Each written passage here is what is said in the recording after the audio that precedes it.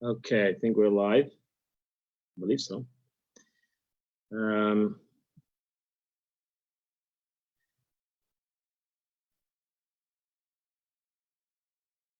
believe we're live. Okay. Good morning, everybody. 1 second.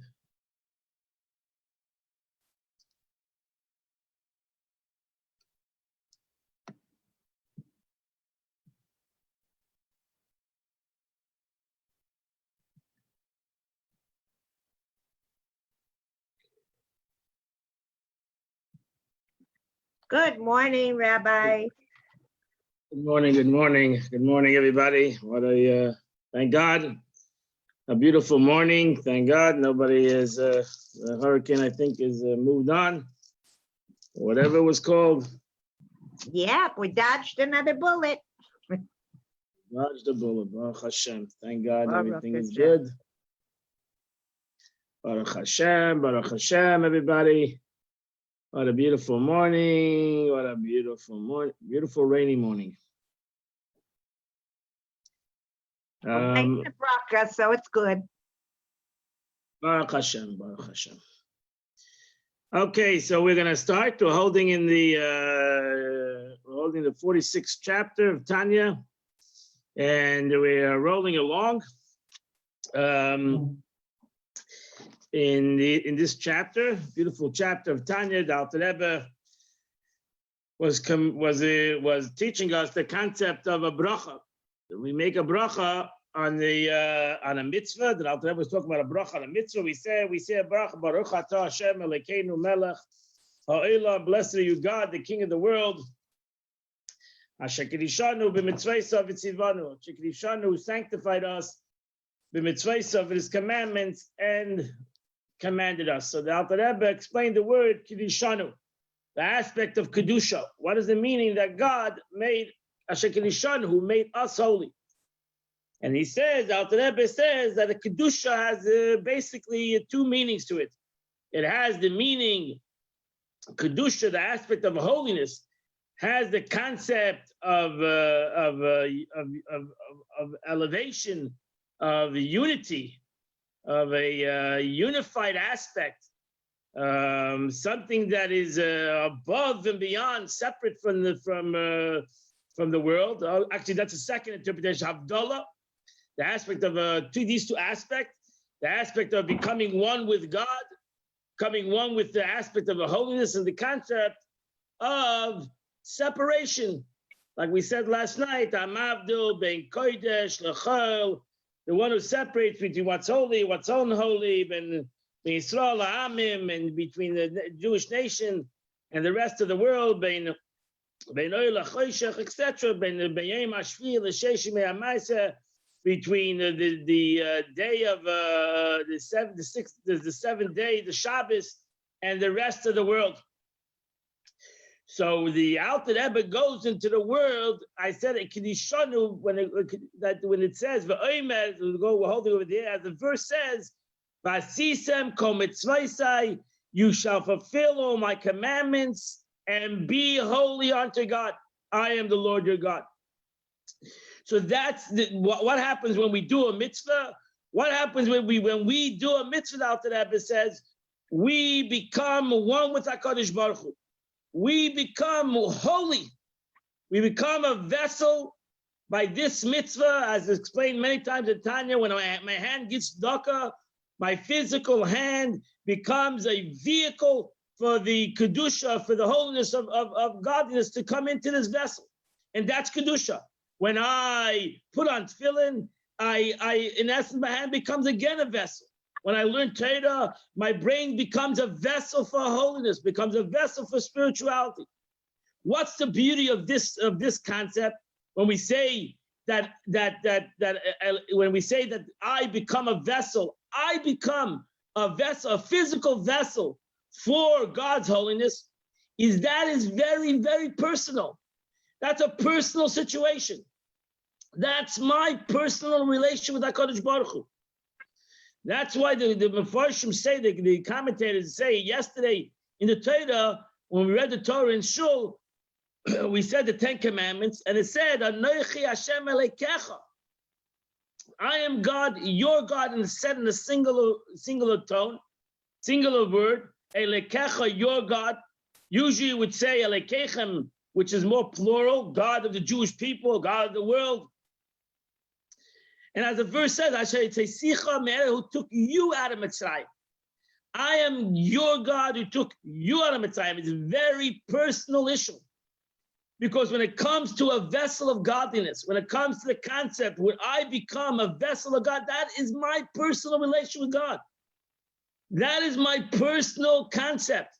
I have a person, the Eibishter calls me in personally into his chamber, into his private dwelling place. And that's why the Alter Rebbe says it's very interesting that we find in the first blessing of the Shemona Esrei, where we say every day, 3 times a day, we say the first blessing, which you're not allowed to change the way the blessing is written.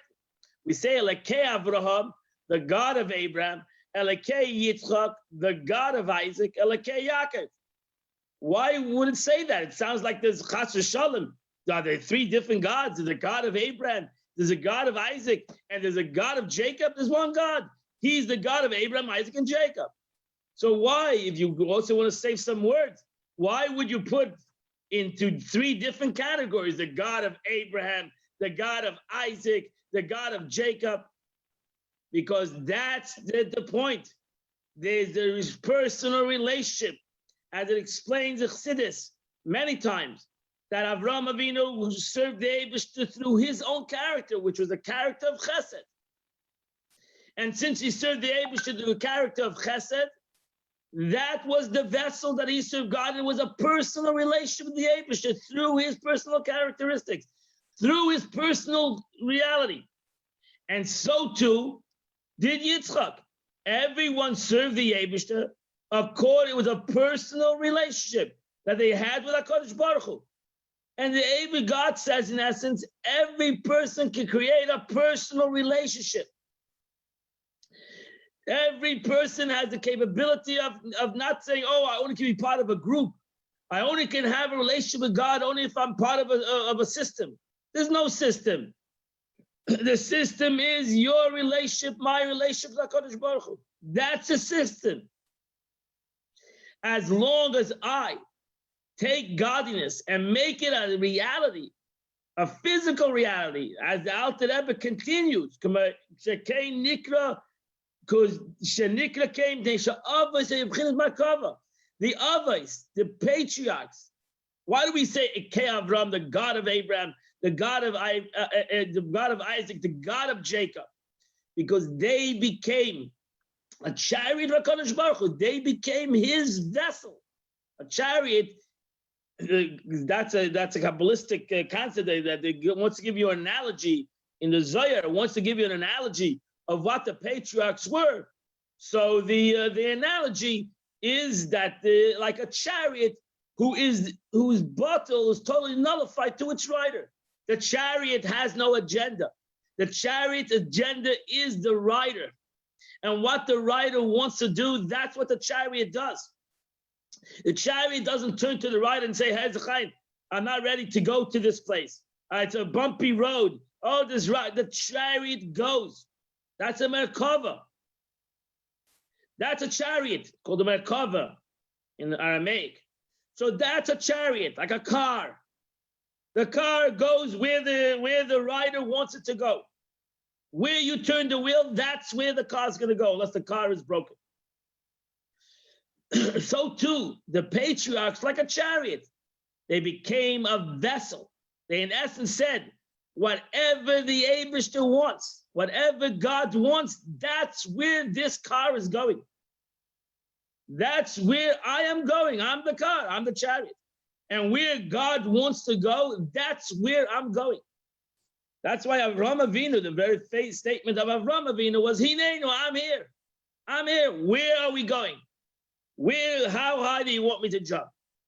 It's not a question if I'm going, where I'm going. There's no question in if I'm going to go or not. I'm going. Vayashkem Avraham Abaycha. Avraham Avinu gets up.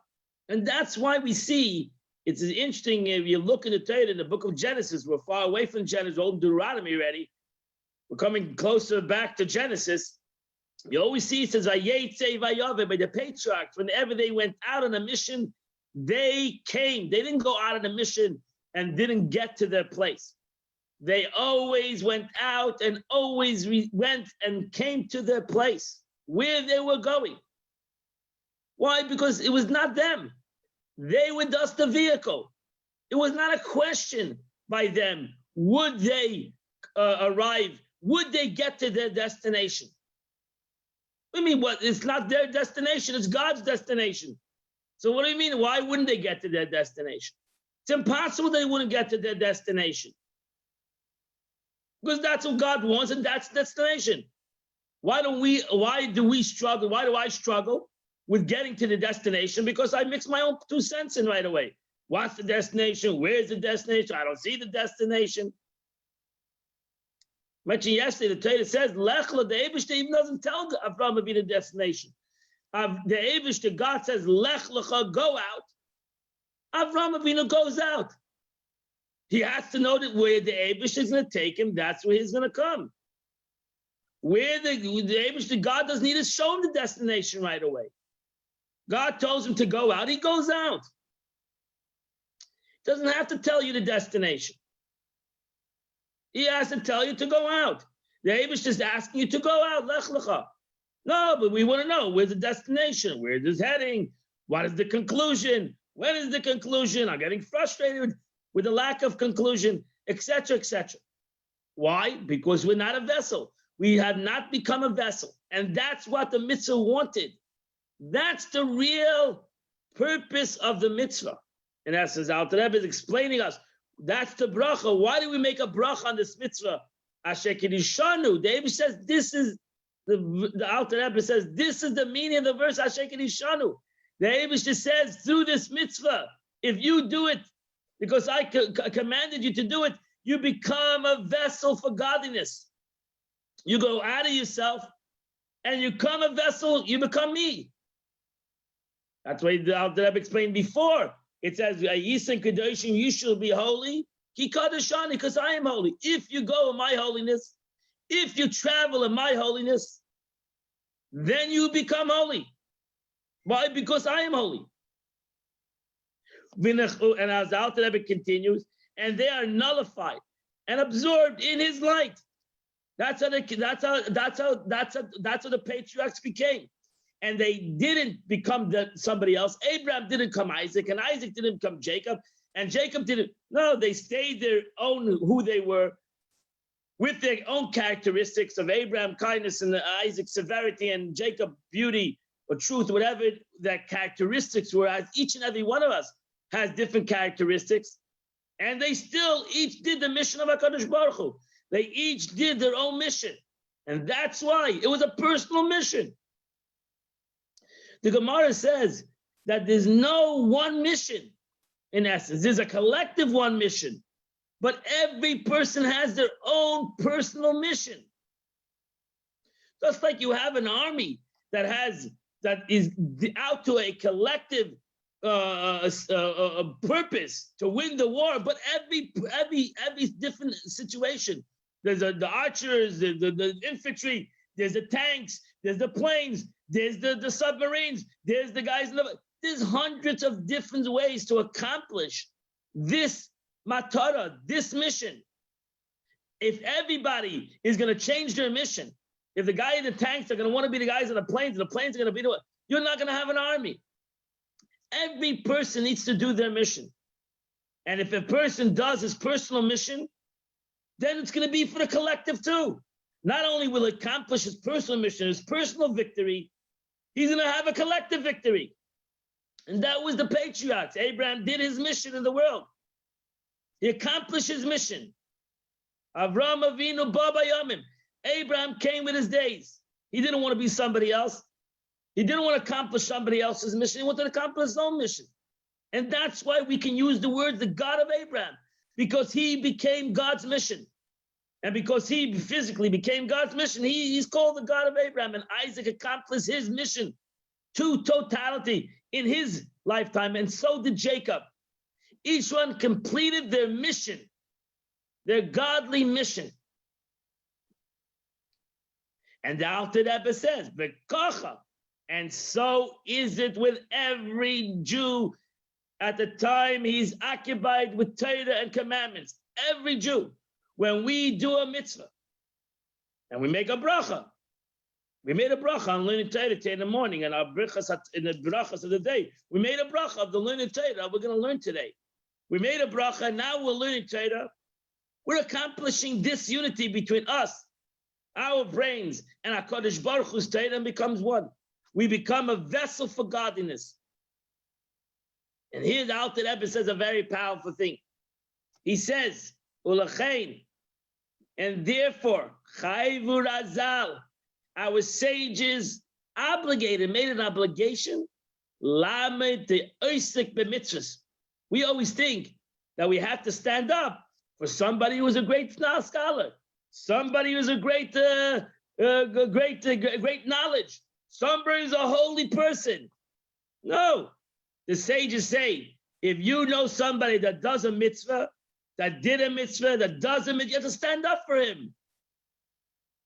He's as holy as a person that you think is holy. Even if he's a bur is like an empty person, and he's an ignoramus, illiterate. If he did a mitzvah, he became a holy entity. You got to stand up for a holy entity. If you stand up for a Torah, what? Torah is a physical thing. Why do we stand up for the Torah? Why do we stand up when the ark is open and we take the Torah out? It's a physical parchment. What? It became, is the parchment holier than a physical Jew? The Torah is holier than a physical Jew? Why did the Torah become more holier than a physical Jew? If you have a Jew that does mitzvahs, he's as holy as the Torah. The Torah is holy because it became a parchment that was written the Torah on, and the Jew that does a mitzvah became holy because the mitzvah he did. So there's no difference between a Torah scholar, which we stand up and we give great honor to, than a Jew that walks into the room.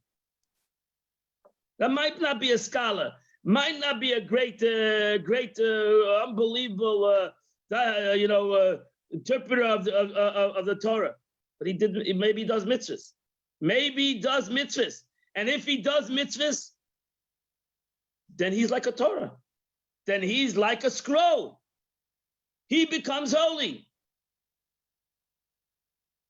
That's one of the reasons, the same reason why we take Shemus. I'm like analogy exactly, but you don't throw away a book.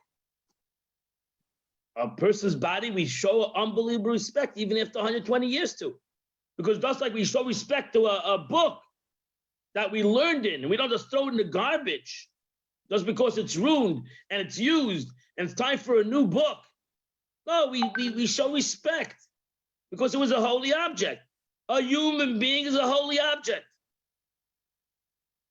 You might say, oh, but how do we know he did mitzvahs? Well, we know the statement, that the Jewish people are Malayim mitzvahs kedimim. They are full of mitzvahs like a pomegranate. That already the Mishnah established. That every Jew is full of mitzvahs like a pomegranate. So if every Jew is full of mitzvahs like a pomegranate, why would we not show respect to a Jew that walks into the room? In essence, we should stand up. For every Jew that walks into the room, we should show him honor, like we show the Torah honor. Because he does mitzvahs, and he became holy. And if he did one mitzvah, he became holy. Can you take away holiness from an object? Once it became holy, you can get even an analogy for the Torah. If a Torah became holy and then became unfit, the words fell off, it's still holy. That Torah that's unfit anymore has to be shown unbelievable respect. It has to be buried. It has to kind of over. It's unholy anymore. It's unfit anymore. Let's just discard it. No, it was holy. Mitzvahs was done. It was our kosher Torah. Mitzvahs was done with. Now we need to show respect to this Torah forever and ever. And even if the Torah is not fit, not kosher anymore, to be a kosher Torah, we still have to show respect to it. So if a Jew, God forbid, is not perfect, He still did a mitzvah. Did he do a mitzvah? Yes, he did a mitzvah. And the second he did a mitzvah, his body became holy, became a chariot for godliness. And now we need to stand up for it. We need to show this body respect. Why? Not because the guy's a Buddha Amar, he's an ignorant guy. Maybe he's a sinner too. This is because God dwells and enclosed within him in this man at such a time. Because at the time he did the mitzvah, at the time that he did the mitzvah, he became a vessel like a Torah of holiness. He became a vessel of godliness. He became totally absorbed. His body, his soul, everything, his existence became totally absorbed in a total godliness. And therefore he became like the patriarchs. But we have one dilemma. One dilemma, big. This is a big dilemma. And this is the biggest Yetzer Hara that we all have. This is the biggest evil inclination that we all struggle with. Every one of us struggles with the next concept the Alter Rebbe says. This is a big thing because this is the Amalek. This is the Amalek. What God says, I have a war with Amalek from generation to generation. It's an everlasting war. And what's Amalek? I don't know what Amalek is. And Chassidus says Amalek is doubt. Amalek is doubt. That the same numerical value of the word Amalek and the word Suffix in Hebrew is the same numerical value. Suffix and Amalek. What are we in doubt? Why are we in doubt? Why do we have a struggle with doubt? You know why we have struggle with doubt? Because of one reason. That's the problem. There is, as they call it in America, the elephant in the room. This is the problem. The problem is that we don't feel this. We are not margish to Kedusha. We do the mitzvah, but we don't feel this holiness. We do the mitzvah, and sometimes we do the mitzvah, and we don't remember that we did the mitzvah. We daven, and 10 minutes after we finish davening, we don't remember that we davened. Could be. It's a very big problem. This is the problem. This is gullus. This is gullus. This is the hidden aspect of gullus. What is gullus? Gullus is where God is hidden. That is the real, as Alter Rebbe would call it, the Seid HaGullus. This is the real hidden problem of gullus, that we don't feel Kedusha. We don't see or feel this holiness. It's a big problem. This is a big problem. And there's no simple solution to this problem, my friends, because that's what we're praying for, that Mashiach should come and we're going to be able to see Kedusha. We're going to be able to see holiness. We don't see it. And when we don't see it, we're also not margish it. We don't feel it. Seeing it is one problem. We don't feel the Kedusha. We do a mitzvah. I'm telling you that through a mitzvah, Kedusha, Shekirishanu, you become holy. I don't feel holy. So we do have concepts momentarily. I'm sure all of us had a moment when we did something. Maybe we were standing at the Rosh Hashanah. I know a lot of people get this Rosh Hashanah feeling, Yom Kippur feeling, at the Kol Nidre, I don't know. Or they get this moment of spiritual high. Or some people get it maybe more often. But we don't have a constant feeling, Kedusha, that every mitzvah I do, oh wow, I got this imbued aspect of holiness. And that's a struggle. That's a struggle. The second we don't feel the holiness, we say, who said there's holiness? So therefore, we have to establish, Alter Rebbe says, a fact. We got to establish a fact.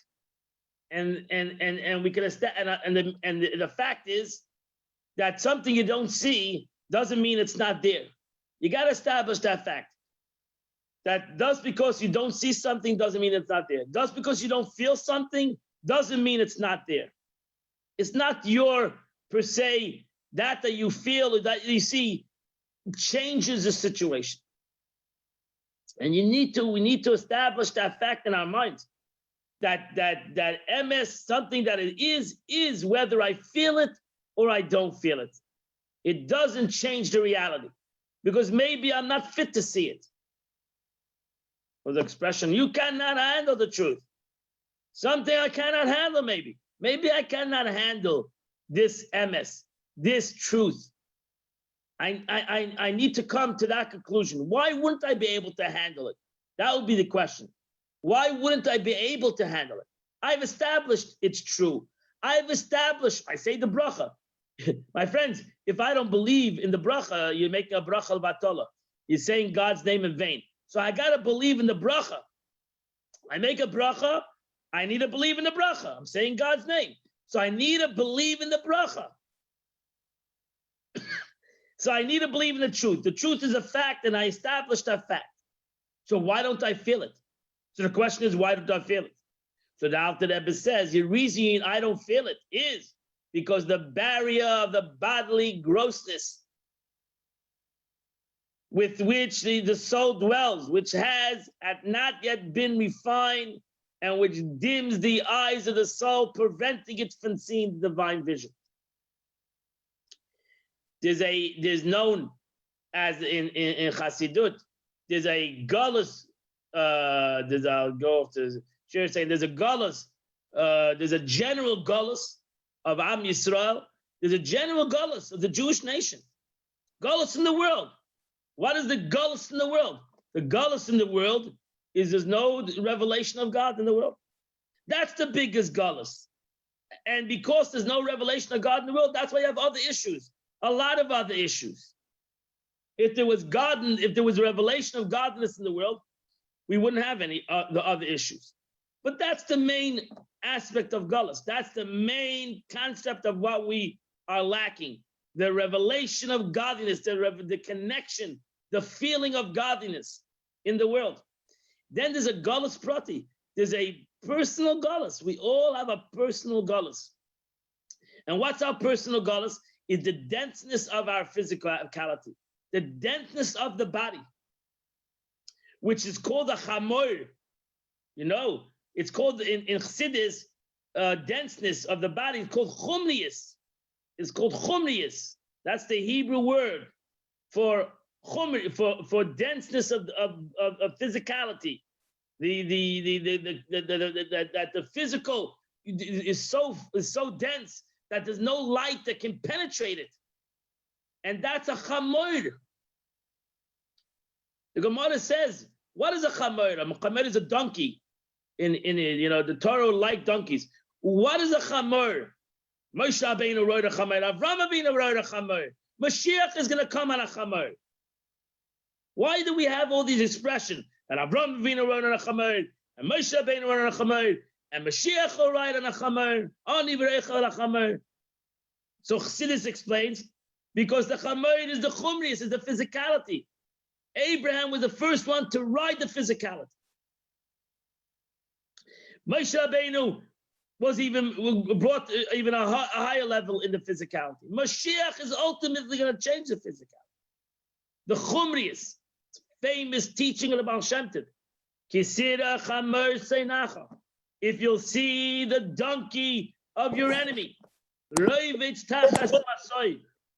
crouching underneath the burden of his load, right? You see the donkey who's crouching under the burden of his chumrius, of his physicality. You have to help the donkey. The Baal Shem Tov says, what is the teaching of the Torah? The teaching of the Torah is to yourself. If I see my chumrius, if I see my physicality, is pashut, it's so dense. My character flaws, my physical traits are so dense that it's pashut. It's pashut. It's not light. See, that's one of the difference between spirituality and physicality. Physicality is very heavy. Spirituality is very light. It's flexible. Physicality is there's no density to it. You can go everywhere, you can go anywhere, like water. Physicality is very dense. It's heavy. It pulls you down. It's like the earth pulls you down. Gravity pulls it down. What do? So the Baal Shem Tov say you don't discard your chumris. You don't say, okay, you know what? Oh, it's evil. Let's destroy the physical. Let's get rid of the physical. No. Torah says the opposite. Ozav tazav ima. You need to help him. Because if you help the physical, if you make the physical more into a spiritual entity, you're gonna have your spiritual will have a greater existence. If you're gonna get rid of the physical, you're not gonna have a spiritual reality. Because the spiritual reality is only through the physical reality. You destroy your body, you're not gonna have a physical reality. That's what halacha says. If you're gonna say, oh, it comes on Shabbos, let's say, God forbid, if somebody is sick, you say, oh, it's Shabbos. How am I gonna break the Shabbos law? That's ridiculous. You're not gonna break the Shabbos law. He's not gonna have any more Shabbosim in his life. So break one Shabbos, break the law, so he'll have many Shabbosim and Yom Tovim every day in his life. That makes sense. That is true spirituality. Spirituality wants physicality. Spirituality is not afraid of physicality. Spirituality knows it cannot accomplish anything without the physical. That's Avram Avinu. He came with his days. Avram, I mentioned that in the beginning. Abraham came with his days. He used every day. He didn't say, oh, this day is not important. Oh, let's forget about this day. It's a bad day, out the window. No, every day was a day that was usable, whether it's a good day, whether it's a bad day, it's still a day. It's still a physical day. So now it's a bad day, let's say, the donkey, the chumrius, the physical world is crouching underneath its weight. Look what's happening. It's such a hard day. It's such an unbelievable hard day. It's a hard physical day, and it's reality. Not say that's denying the physical hardships. Comes the Baal Shem Tov and says, you need to help it. Don't desert it. You need to help it. Go out there and help that physical day. Help that dentist. Help that donkey. The Gemara says, what is a chamor? What is a donkey? Chamor b'tkiv the Tammuz. I forgot the next word. The donkey, I've got the Gemara word. That the donkey is cold in the heat of Tammuz. Kridele, I think. Kridele, that's the Aramaic word for cold. A donkey is cold even in the heat of Tammuz. It's a hot day, but a donkey's cold. He's always cold. When it's cold outside, I understand it's cold, but it's hot. There's the light of the sun, and he's cold. That's chumrius. I have a godly soul. I have an unbelievable light within me. I have a chelik elakav ma'al mamish. I have a bright sun that is shining within me, but I'm cold. I'm like a chamer. I'm a donkey. The Alter Rebbe is going to say that in a minute. I'm cold. That's the problem. I don't feel anything. I don't feel the warmth. I don't feel the light. Talking nice words, I'm a donkey. And I cannot feel this heat. So what do? How do I have to be able to give it a little warmth. I have to warm up this donkey a little bit. I have to warm up this chumrius, this physicality. I need to be able to do that. And that is by first telling the donkey, by first telling the gashmis, the chumrius, that it's there, that you are with him. You're not denying his situation. You're not telling him he's lying. You're not telling him that his feelings are untrue. You're validating it. Very important. When someone's going through a tzara, you have to validate it. You can't say, oh, it's nothing. Your fears and your anxieties, your challenges are nothing. They are something. Every person's challenge is something. Every person's donkey is a donkey. It's a real thing. And it's a challenge. Ozav tazivim. It doesn't say kill the donkey. It doesn't say get rid of the donkey. It says ozav taziv, carry with him. Tell him that you understand him. You understand the struggle. But he has to know that he's there with somebody else. He's not there with the struggle himself. He has a godly soul that is in him that is struggling with him. That is struggling with him. And if you would only maybe reveal this godly soul, reveal this MS, maybe his load will become a little lighter. Maybe it will help him. That's like a person who doesn't want to get help. The Rabbi writes in one of the Yom Yom, says the problem with a sickness, the biggest problem with a sickness is a person to realize that he's sick. That's number one. We're in denial. So first you have to realize you're sick. And then the second solution is that there is a solution. There is a solution. There is a light at the end of the tunnel. There is a solution. It's not that the sickness has no solution.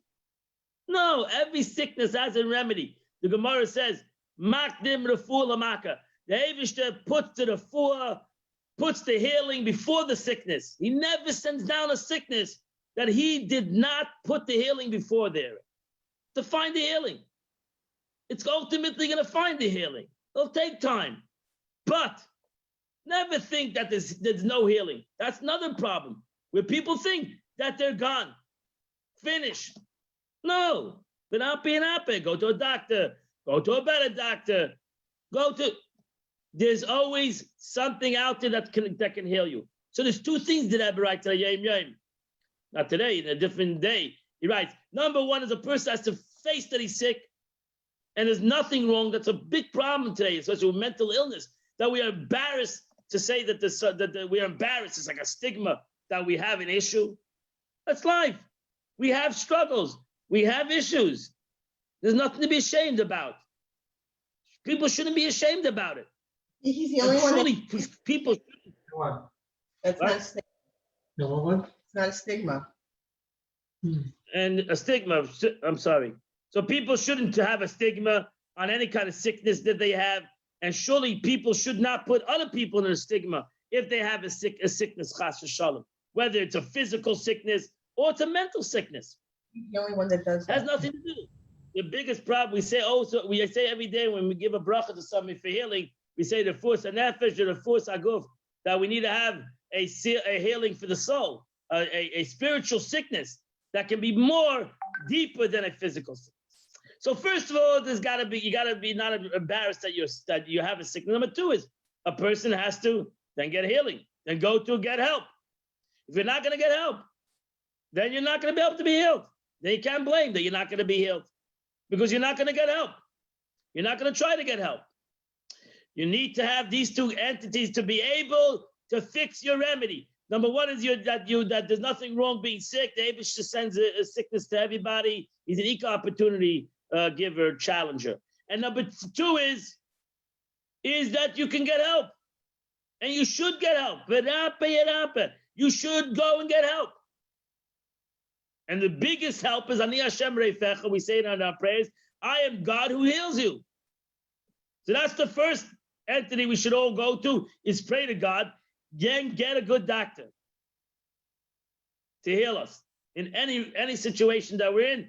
Get a good doctor, because that's why the Eibishter created in the world doctors. So that's a very important, two important things. Whether it's a physical situation or it's a spiritual problem. So if I have a spiritual problem, number one, I got to realize who I am. Why do you mean I have a spiritual problem? I'm such a great tzaddik. I'm such a holy man that I have a spiritual problem. I'm a human being. I'm a regular guy that has physical problems. I have fakers. I have doubts in God. I have doubts in faith. I'm a regular guy Who doesn't feel the spirituality? Who doesn't always feel the godliness in his life? That's normal. That's number one. But is there a remedy? 100%. 100% there's a remedy. And the remedy, there's many remedies in this ailment, in this situation. Go learn more, go pray deeper, beg by God. If you have a struggle with it, you should daven stronger. You shouldn't daven less. You should daven much harder. That God should help you to reveal your neshama, to reveal your soul, to break the chumriyas. It says, you learned in the beginning of Tanya, the Alter Rebbe says, my friends, if God gave you a nefesh alakis, and God gave you a godly soul, and he gave you a nefesh abahamis, he gave you an animalistic soul, trust me, God knows that you would not be able to overcome your animalistic soul if you don't ask his help. If God wouldn't help us, we would not overcome our animalistic soul. That's why we should never judge anybody. Because Baruch Hashem, God is helping maybe us with our animalistic soul. He's not helping him for whatever reason. We should never judge anybody. Because if God wouldn't help us, either we would be worse than that guy maybe. Because we need to have help of God with the struggles of our animalistic soul, with the chamor, with our own personal donkey. We need to have, thank you. We need to have God's help. Without God's help, we're not going to be able to overcome our spiritual donkey, our donkeys. And therefore, my friends, the Eibusha gave us a Torah. The Gemara says that. I'm not making this up. It says the Eibusha gave you a Yetzer Hara, and then he gave you a Torah. So he gave you a tablet. He gave you a Torah, gave me a Torah, so I can learn, so I can overcome this chumriyas. Then he gave me davening. He gave me prayer, avodah.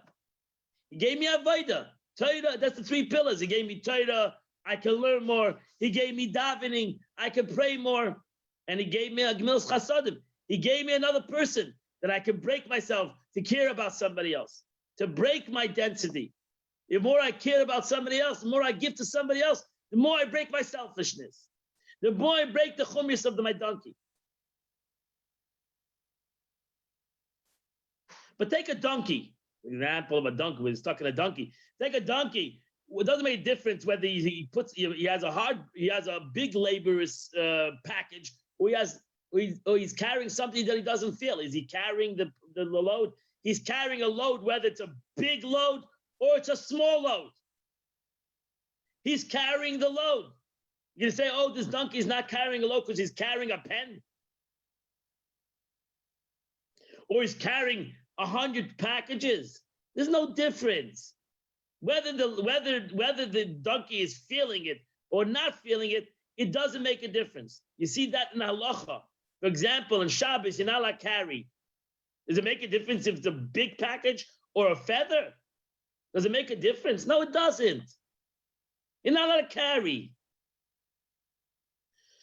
And therefore, you have to be careful not to carry on Shabbos out of Eidiv, right? Because you're not allowed to carry. Doesn't say you're not allowed to carry 100 pounds, but you can carry a non-pound or even less than that. No, you're not allowed to carry.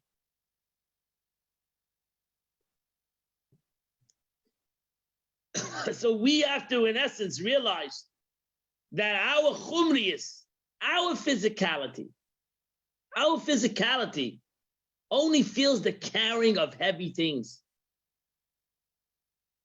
It's hard to feel the carrying of light things for some reason. So it's hard to feel your true light things that your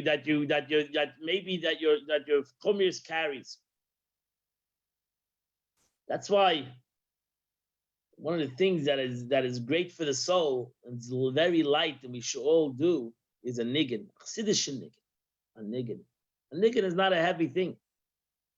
It's a great delight for the body. It's a great delight to the soul. When we get involved, that's why the Yetzer Hara automatically comes and gives us non-holy songs and music that is not so holy. and makes, again, that's the challenge. Just like you have beautiful Hasidic melodies that are a delight to the soul and the body, we automatically have to have the Yetzer Hara, Nefesh HaBahamis. The Yetzer Hara has to come up with also impure songs that also give us delight. And it's the challenge. What gives us a greater delight in life?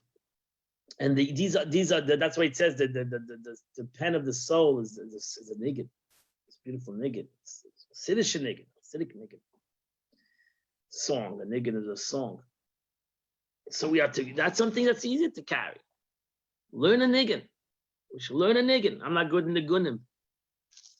We should learn a niggin. Learn a Hasidic song. You can find that all over the internet today. A Hasidic song. It's a light thing. You'll open up your heart. You'll open up a melody, a Hasidic melody. I'm always inspired when I come. I'm not so much into nigunim, but I'm always inspired, like the Kol Nidei Niggin. I'm always inspired to stand and show and see people get emotional by this niggin. I actually don't, but I see hundreds of people, some of them crying and weeping, hearing this Kol Nidei Niggin. I cry because, and I get emotional because I see their emotions, not because of the niggin, because of their emotions. And this niggin seemingly talks to these people, talks to people. Kol Nidei Niggin talks to people. And it's amazing. It's truly amazing. It's truly beautiful to be able to be inspired by a niggin. And maybe we need to, maybe not sing the Kol Nidei Niggin, but maybe we need to sing more nigunim. People need to hear more Chassidic nigunim, deep Jewish nigunim, songs that talk to their neshama, that awaken their neshama, awaken their souls. I tell you a niggin that affects me, like the Sana Toikev. We don't sing it that much, and my father had a niggin, beautiful niggin. And he would daven, when he said a Sana, we all cried. And he sang the Sana Toikev. It was a beautiful niggin. I take it back from my word that nigunim don't affect me, but they do. A niggin affects everybody.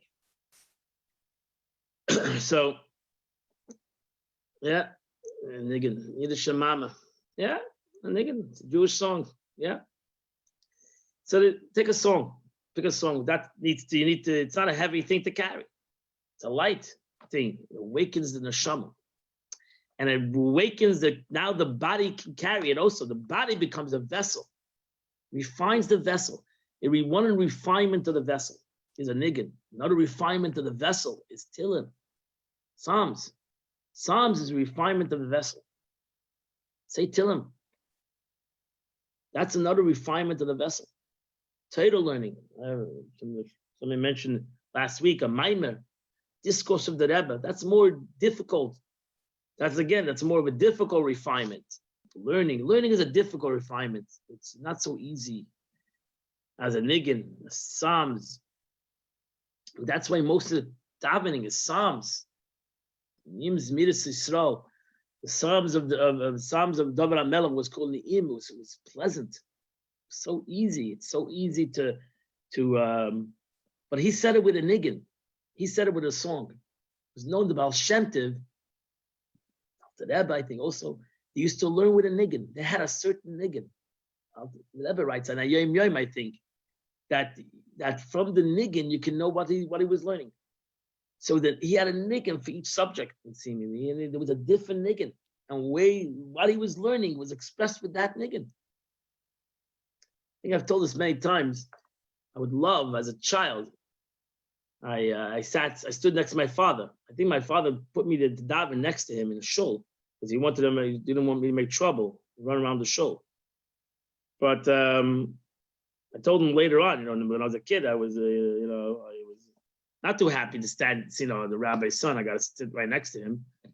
But later on, I told him when I got an adult, I told him, I want to tell you that I have to thank you for putting me next to you, because you're nagunim, the way you used to sing in davening.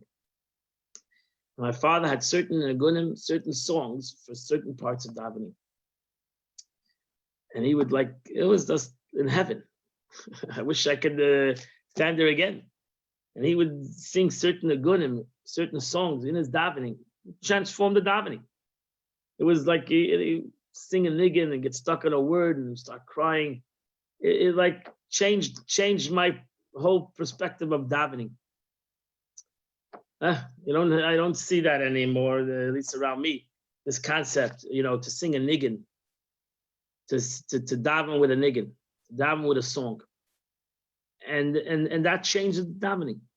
That changes the davening, and especially if you daven with a dveikistika song, a heartfelt song, not just a song that today everything is differently. A real heartfelt niggin. Okay, whatever. Let's go further in the Tanya. So here the Alter Rebbe continues. Wait, it's really late. So Alter Rebbe continues and he says that let's see, Alter Rebbe. Let's go back to the page. So the Alter Rebbe, let's share the page again. And Alter Rebbe continues and says, so that's the problem, that we have the chumriyas haguf, we have the density of the body, which has not been refined, and which dims the eyes of the soul from seeing the divine vision. And that's the difference between us and the patriarchs. There's no difference. They were human beings, we were human beings.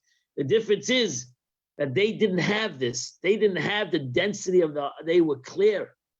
They saw their godliness. They saw their mission. Imagine if you knew your mission. Imagine if I knew my mission, really knew my mission. I have no doubt in my mission. I have no doubt in what I'm supposed to accomplish. There was no doubt at all, because everything I did, I felt the response, I felt the connection, I felt the spirituality. My friend, I'll be unstoppable. We'll be unstoppable. As the experience of the patriarchs and the other of their stature, who saw their world, which is the spiritual, the world to come, during their lifetime. We're praying for the world to come. They saw the world to come. It's a very big difference. They live with the world to come, because they lived their life in a physical way like they lived in the world to come. But they didn't need to wait to the world to come. Tzaddikim don't need to wait for the world to come to have the world to come. Tzaddikim live in the world to come. They living in a messianic situation. We are living in Gullus, in exile, and wishing and hoping and trying for a world to come. And therefore we need to use every trick in the book to be able to figure out how we're going to bring about this feeling of the world to come. They don't need to do that. They didn't need to do that. They lived the world to come. It's expression in the Zohar, I believe. This expression that we just said. I want to share the words again of the Alter Rebbe. The words are Shero Olamam B'Chayehem. They who saw their world, the spiritual world, to come during their lifetime. Can you imagine? Now you understand. Now maybe we can understand maybe Moshe Rabbeinu's frustration. Moshe Rabbeinu, who saw the whole world, he saw the beginning and the end, saw everything, and was leading a generation that did not want to see it. Can you imagine the frustration of Moshe Rabbeinu when you see the situation, but the people that you're leading just don't see it, and if they don't see it, they don't feel it, and that's an unbelievable frustration for any tzaddik that sees it, that feels it, that tastes it, and he's talking to people that don't get it. It's like a person that sees color, and explain to a person that is blind or that never saw color in his life, explain to him that there's such a thing as color. He doesn't know what you're talking about. He won't comprehend what you're talking about. Imagine Moshe Rabbeinu prayed 550 times to go to Eretz Yisrael, and the Jews at his time didn't want to go into Eretz Yisrael. The Jews, the 600,000 men, didn't want to do that. They wanted to stay in the desert. I just can imagine Moshe Rabbeinu. That's why there is an expression, Moshe, take me out of this place. I'm pushing in between people that push don't see what I see. They don't feel what I feel. They don't taste what I taste. Let's end off with a very powerful statement in Tehillim. Alter Rebbe brings down a powerful statement, chapter 83 of Tehillim. Chapter 73 of Tehillim. Mizmor la'asaf. Mizmor la'asaf. Sha'ama Asaf beru Mizmor Asaf was a prophet. And Asaf said, Amma la'asaf, Mizmor la'asaf, that's the way the psalm started. A psalm by Asaf, truly God is good to Israel, to the pure of heart. But as for me, my feet nearly strayed. In an instant, my steps would have been swept away from serving the Asaf cries out, not against the Yidden. That was the greatness of tzaddikim. They always blamed it on themselves. They never blamed it. They never said, it's the people. But they always said there was something wrong with themselves. The Alter Rebbe goes to the verse 22 of that chapter, of chapter 73. The verse says, Vani, again, Asaf is talking about himself. Vani, I, bar v'lei eda, I am a bur. That was a bur v'amor, the beginning of the bur. I'm an empty vessel. A bur is worse than an amoritz. A bur is a bur amoritz. A bur, beis vavreish, bur, b-o-o-r. Bur is an empty vessel. Amoritz is not an empty vessel. He's a knowledgeable person. It's called Amoritz, the man of the land. So he might have knowledge. He might have worldly knowledge, but godly knowledge he struggles with. A bur is an empty vessel. He's nothing. He's just an empty vessel. It's called a bur. No, it's nothing. It's just emptiness. And whatever. I want to give definitions to the word bur. So an empty vessel, we'll leave it as that. A bur, I am a bur, and also an amor. That's an amor. I have no knowledge of God. I'm a bur, I'm an empty vessel, and I have no knowledge. Maybe they go together. I have bur, and I'm an amoritz. Like an animal was with me.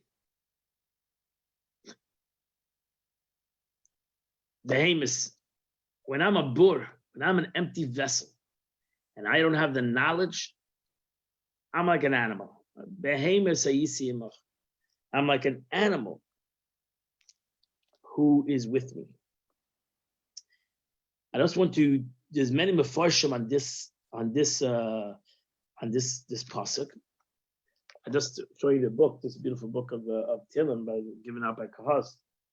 He writes over here on this verse. He writes that what is the meaning of the verse?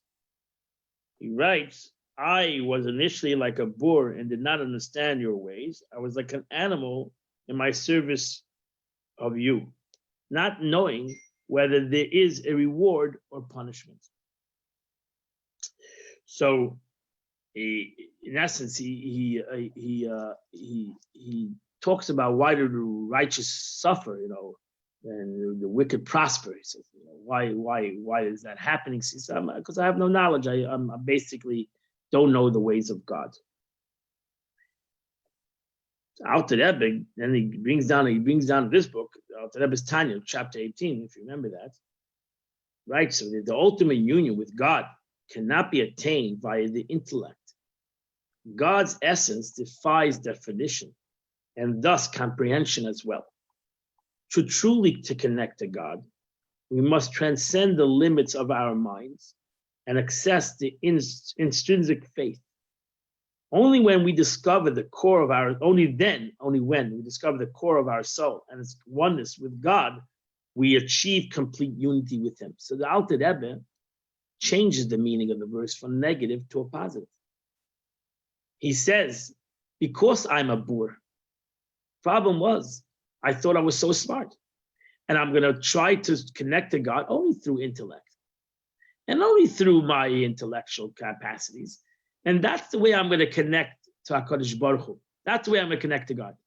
Then I realized how stupid I was. That's not maybe the only way. And maybe that's not the real way. The real way is to act like a nothing. I don't know nothing. I'm an empty vessel. I want to receive godliness. I'm not going to come through my intellect. I'm going to come through my bittul, through my humility. And Homilitic interpretation at the present verse expresses this idea: because I was a boor and did not understand, like an animal, because I abandoned the constraints of my intellect, I was with you. I was able to be one with you. This is the way the Alter Rebbe explains it in chapter 18. The Alter Rebbe in this chapter, if we go to this chapter now, let's see how the Alter Rebbe wants to explain it. In this chapter, he says, look how the Alter Rebbe explains this. Ani bar, I am foolish, and I know, and I feel not. I was a beast before you. I am continually with you. Kalema, meaning, the Alter Rebbe said, this means that even though I'm a beast, when I am with you, and why am I a beast? Because my soul is unaware of and the insensitivity to this union. That means I'm like an animal. I'm serving you, but I don't feel you. I don't feel this connection, right? So I'm basically serving God without any feelings. I'm serving God without getting the return. I'm not getting the spiritual return. I'm not getting the spiritual connection, seemingly. But you know what?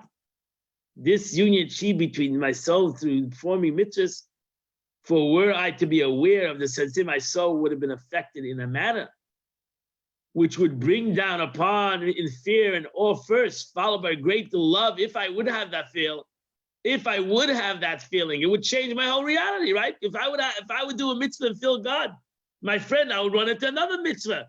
If I would daven and I would feel spirituality, I would daven even more better. But seemingly it's not happening. I'm davening, I'm not feeling the spiritual connection. So I am basically doing whatever he's telling me to do. Asaf, the Alter Rebbe is translating this verse.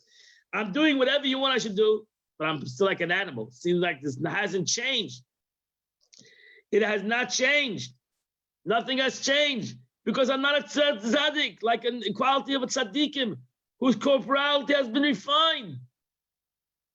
I'm not that. Asa says I'm not such a righteous person.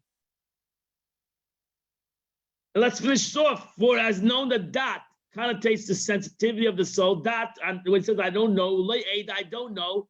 I don't have that. Because if I had that, we learned the Chassidut that is a unifier. That connects the wisdom and understanding to the emotions. And because I don't have that, I don't have knowledge, that's why I'm not emotional. I'm doing everything right. I'm davening, I'm learning, but it's not affecting me. It's not affecting my Avas Hashem. He says I'm not getting emotional about it. I'm not getting very hot about it. But nevertheless, Afal Pikain, I need Tamini Mach. Nevertheless, I am continuously with you. So that's the next verse. So verse 22, it says, Ani ba v'lo eda. I am a bur. I'm an empty vessel. I have no understanding. You held like an animal. Was I with you? I'm like an animal. I'm I'm just like an animal. You tell an animal to do something, it does it. That's it. Doesn't sit there and contemplate. He does what you tell him to do, and that's what I'm doing. You know what, bud? I was always with you. You held my right hand. That's what the Alter Rebbe also wants to learn out of this pasuk. Asaf is telling a Yid, my friends, I also had that situation. I also felt like nothing when I did Torah mitzvah. I also didn't get the benefits of the spiritual high. But you know what? I knew that I was with the Eibishter. I knew whether I felt it or not. Ani tamini mach. I am with you by doing this mitzvah. I am continuous with you for the corporality of the body. Why? So why don't I feel it? Because because for the corporality of the body does not prevent the union of the soul. That's it. Not that I have a corporal body, that I don't feel it, doesn't change the fact that my neshama is connected to the Eibishter, to God, when I do this mitzvah, and that connection is never broken, whether I feel it or not. And that's why we make the bracha. That's why, my friends, we make this blessing before we do a mitzvah. We tell the Eibishter, we tell ourselves that whether I feel the holiness or I don't feel the holiness has nothing to do with reality. That this holiness that this mitzvah that I'm doing connects me totally to the holiness of HaKadosh Baruch Hu, connects me, my soul, with God, and creates a unity and a bond between my soul and God, in a bond that cannot be broken. And that bond, not only is it the concept of a bond between me and God, but that bond, that unity, changes the physical world. And therefore, going back to what the Alter Rebbe says, my body becomes holy. And therefore, every Jewish body is holy. And every Jewish body you should stand up to, and you should respect, and you should show honor for it, because every Jewish person's Malaya mitzvahs kedim is full like a mitzvah, like a pomegranate, and we should show it honor because it did a mitzvah, and maybe it did many mitzvahs. And through that one mitzvah, and especially through many mitzvahs, we become united with God. I said the story of the Alter Rebbe, I'll say it again. The Alter Rebbe said once when he walked out of his home and he heard his wife say, my husband. He became, my husband says this, my husband says that, my man. The Alter Rebbe said, look at that, with one mitzvah I became hers. One mitzvah, I did a mitzvah, I did the kedushin. It's a mitzvah in the Torah to mekadesh my wife, to marry her. And with that mitzvah, I made a bracha on that mitzvah. And we made a bracha and we got married. One mitzvah I did, I became hers. Can you imagine how much mitzvahs we Jews have done and we become HaKadosh Baruch Hu? How many mitzvahs have you done? Have I done? Have you done? Have each and every Jew done? And we became God's. We became His. Not one mitzvah, He did many mitzvahs. And we became, with that mitzvah, we became His. Whether we made a bracha or not. My friends, but that's the power of a bracha. The bracha is talking to us. The bracha is talking to us. The bracha is trying to convince us, when we say the bracha, to realize the power of that mitzvah, the power of the mitzvah. That with this mitzvah that I'm doing, I'm becoming united with HaKadosh Baruch Hu. Whether I'm a behemoth, whether I feel it or not, doesn't change the reality. And therefore, I have now elevated the Gashmis. I have helped the Chumris, I have helped the physicality. I have helped my donkey to become Ois donkey. I want to end off with yesterday's Hayom Yom. Beautiful Hayom Yom. This reminded me of yesterday's Hayom Yom. Yesterday's Hayom Yom, the Rebbe says the following statements. I want you to listen to it, and we're going to end it over. We're already past our schedule. Hayom Yom. So here's Hayom Yom of yesterday. Very good Hayom Yom. Beautiful Hayom Yom. So the Rebbe writes the following story. The Alter Rebbe, no, that's not today's, no, yesterday's. Yesterday.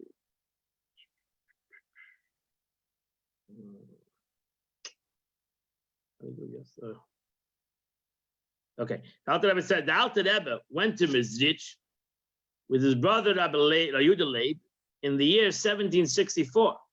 Rabbi Yehuda Leib, his brother, went without permission from his wife, and therefore went to and back. The Alter Rebbe got permission from his wife. In those days, he went for months. It was not for you flew in the morning and flew out at night, or flew out the next day. It was months. And the Alter Rebbe went for months to Liozna, to Mizrich, went to the Magen. And he stayed there for a long time, until after Pesach in 1765. So he was there for months. For 2 weeks, he was uncertain whether to remain there. The first 2 weeks was a struggle with him. It was a new learning to him. And he was struggling, with this new teaching. It was hard. And he was struggling to stay or not. And for 2 weeks, he was uncertain whether to remain there. The first mime he heard from the Mitzvah Magid, he became a great chassid of the Mitzvah Magid. Ultimately became his the one who came a Rebbe after him. So he heard the Maimah this Shabbos, Nachamu, Nachamu, Nachamu Ami. He heard the Maimah, he heard a discourse of the Mitzvah Magid. It's not clear whether it was the first Maimah or I'm sorry. I'm sorry. Okay. Let's end of the. There was the first Maimah's rival, the first after 2 weeks, which he had decided to remain and become bounded with the Mitzvah Magid. So he decided after hearing this Maimah. In the Ayayim Yayim that was printed, they printed a beautiful Ayayim Yayim book. They put underneath another story there. It's connected to the Ayayim Yayim. It's not the Ayayim Yayim. I apologize. So he writes the story there. He says that while the Alter Rebbe, after 2 weeks, he decided that he's going to leave. He was packing up his wagon, right? Actually, he writes there that the Alter Rebbe wanted to go by foot back to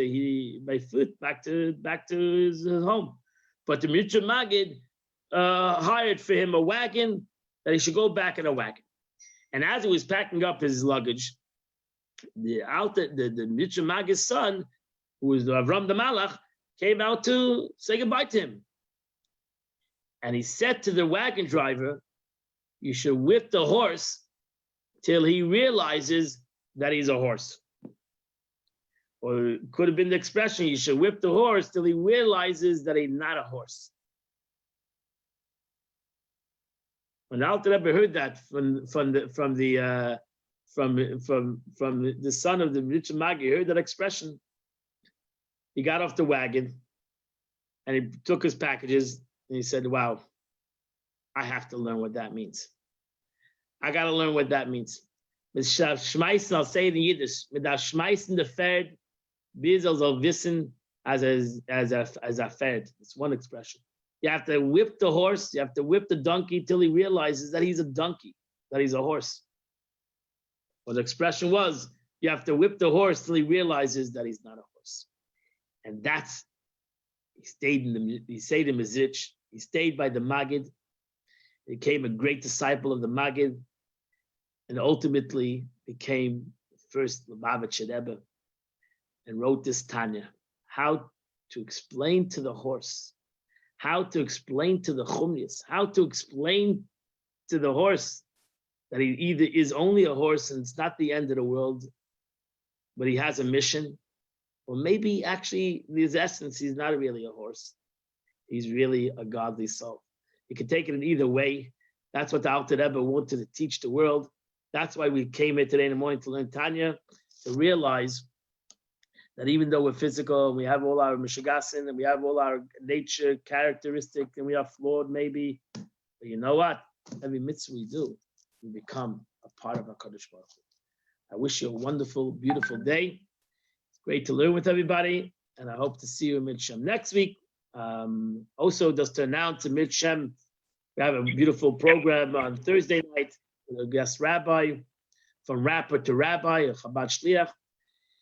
We have also next week coming up, we have a class in the coming of Mashiach. JLI put together a phenomenal class on the coming of Mashiach. There's only one thing you need to get a book. We send out a bunch of books already, but if you have your book, you go on to the website. You have your book the book. You should book it because you'll have the book because the class is starting on Tuesday night or Thursday. I made it 2 day this class because I think it's a phenomenal class that we should all learn. And so please go with the book. It's only $15 a book, and it'll be delivered straight to your home. Have a wonderful, beautiful day. Have a wonderful and beautiful week. I wish you all the best. And have a great You too, Rabbi.